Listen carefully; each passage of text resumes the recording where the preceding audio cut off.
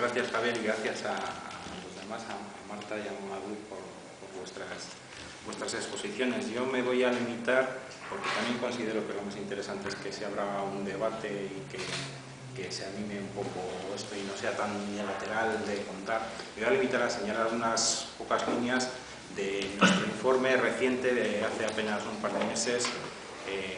realizado sobre el fenómeno de la inmigración en Europa, al que hemos denominado el coste humano de la fortaleza europea. Bueno, pues cogiendo información de Migrant Files, que supongo que Marta conoce, es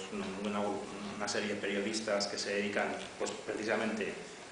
freelance a su modo a investigar cosas, pues resulta que millares de personas migrantes y refugiadas intentan llegar a Europa, vienen huyendo de cosas que, como se ha dicho aquí, no salen reflejadas en las noticias todos los días, que básicamente son la pobreza extrema y la persecución política o la misma violencia, la guerra. En un viaje cargado de peligros y bueno, tal es así que desde el año 2000, en datos de esta agrupación de periodistas, se calcula que al menos 20.000 personas han fallecido en el intento de llegar a Europa. Y la respuesta de las instituciones europeas y de los estados que están destinados a aplicar esas directrices europeas, que básicamente son los estados del sur, pues ha sido blindar las fronteras sin que importe el motivo de por qué migran estas personas. En este sentido, pues hay que derribar una serie de mitos desde ya, ¿no? El mensaje que se nos vende, tanto desde instituciones europeas como de los estados y principales medios de comunicación, es que Europa está asumiendo un número de refugiados y migrantes mayor al que le corresponde realmente. Y luego también otro mensaje que se repite bastante es que la mayoría de esas personas que llegan a Europa o que intentan llegar a Europa son migrantes económicos, pero la realidad no es así. La mayoría de los refugiados no salen de su región de origen y de hecho Pakistán, Irán, el Líbano, Jordania, Turquía, Kenia, Chad, Etiopía, China y USA son los estados que poseen en su territorio mayor número de refugiados que vienen de persecuciones o de la violencia en su propio país.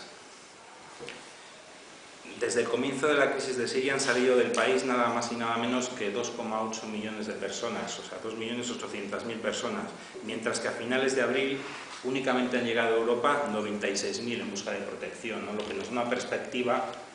real de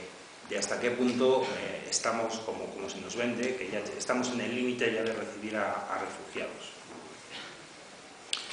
Y resulta que más de la mitad de los que vienen a Europa en contra de lo que pudiera parecer por las imágenes que vemos todos los días en las fronteras de Ceuta y Melilla, pues la mayoría son sirios. El 63% son sirios, eritreos, afganos y somalíes. Y la mayoría, más del 70%, son refugiados. Otro de los mitos también que conviene desterrar es que resulta que se nos vende la existencia de una presión migratoria en nuestras fronteras y da la casualidad de que curiosamente el mayor número de personas que permanecen en Europa en situación irregular han entrado por los aeropuertos, no han entrado concretamente el 78%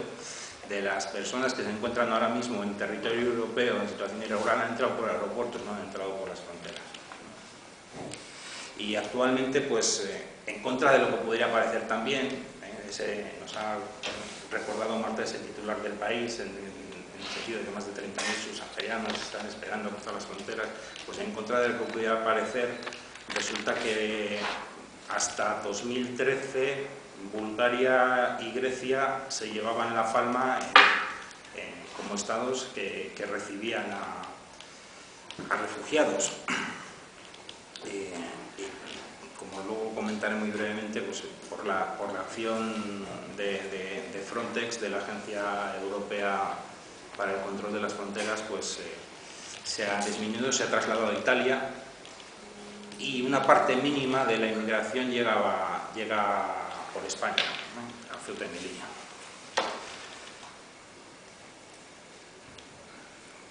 Bueno, pues decir que la Unión Europea ha destinado 4.000 millones de euros para el periodo 2007-2013 a 4 instrumentos de financiación, que es curioso, pero de ese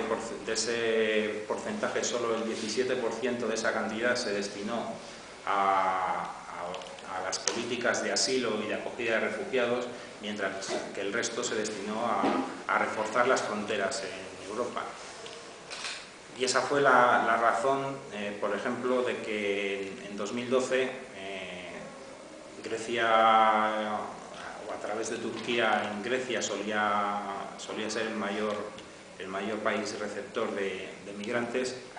y refugiados, y resulta que se llevó a cabo la operación Aspida, que significa escudo en castellano, básicamente de dos formas: estableciendo unos 18.000 policías más y vallas muy altas, de tal forma que el número de migrantes detenidos pasó en 2012 de 169 a 2013 3.265 personas. El problema es que estas personas detenidas en su mayoría son devueltas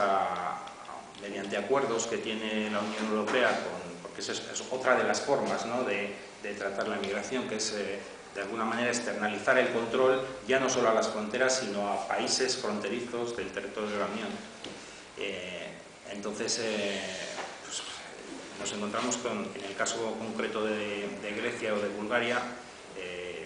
Resulta que en Turquía pues no se caracteriza precisamente por tratar con finura al inmigrante y al refugiado, ¿no? Se han documentado malos tratos en centros de detención, persecuciones, en fin, todo tipo de tropelías, ¿no? Esta externalización que os comentaba del control de las fronteras, pues se ha hecho por dos mecanismos: principalmente ayudas económicas, de las que Turquía se ha beneficiado, y esos acuerdos de readmisión. En teoría, la Comisión Europea evaluó una recomendación, que es un tipo de norma, no norma entre comillas, o sea, lo define muy bien la palabra, es una recomendación de cómo se deben hacer los acuerdos con estos terceros países, como pueden ser pues, países tan distintos como Bosnia-Herzegovina, Cabo Verde, Georgia, Macao, Macedonia, Moldavia, Montenegro, Pakistán, Rusia, en fin. En ese memorándum, o en esa recomendación, lo que se pretendía establecer que en todos los convenios hubiera cláusulas concretas de tal forma que se garanticen mínimamente los derechos humanos, y que exista la posibilidad de suspender un acuerdo de devolución de migrantes a esos países en caso de riesgo grave y persistente de violación de derechos humanos. Bueno, pues como es una recomendación, está muy bien recomendada, pero se ha firmado, por ejemplo, con Turquía en 2013 un acuerdo de devolución de este tipo, y la situación en Turquía, pues no sé, si antes era mala, pues ahora es mala peor, pues así decirlo. De Frontex, ¿qué decir? Ahora está tan de moda, ¿no?, hablar de Frontex, que es la Agencia Europea para la Gestión de la Cooperación Operativa en las Fronteras Exteriores de los Estados miembros de la Unión Europea, que cuesta decirlo así de un tirón, por eso utilizamos, ¿no?, la palabra Frontex.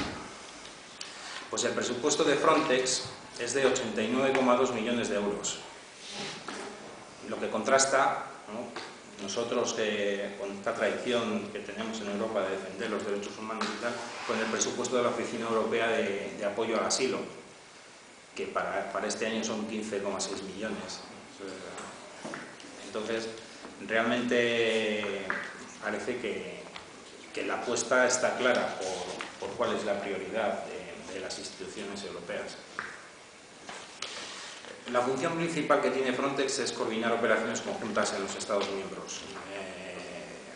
para marítimas, terrestres, aéreas, en fin, todo este tipo de cosas. No me voy a enrollar más porque creo que me estoy enrollando.